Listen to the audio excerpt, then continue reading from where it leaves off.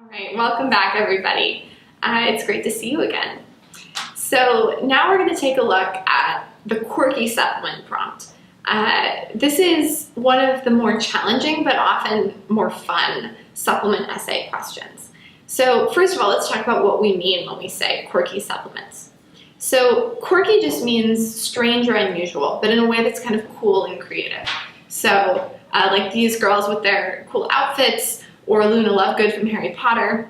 Something that's quirky is unique and interesting, not what you typically see, but that makes it kind of exciting and interesting.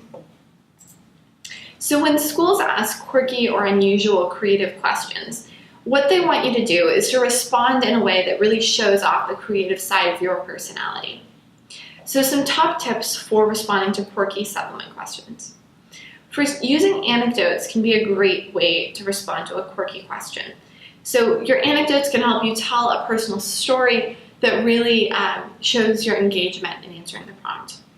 You want to highlight unique elements of your life and your personality. The whole point of the quirky questions are to get you to respond in a way you might not in a more straightforward essay question. So use this opportunity to stand out. You also want to try to match the tone of the prompt. So when you're reading a quirky supplement question, think about, is this a funny question? Is it asking me to be a little humorous, or is it asking me to be serious and reflective, but in a creative way? If the question is kind of silly and fun, you can feel free to be a little humorous in your answer.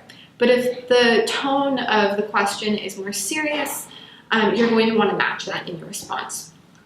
And I know it can be hard to figure out the tone of one of these questions, so that's definitely something that you can talk to your editing specialist and writing counselor about, just to have another perspective on what the right tone to strike in these questions is.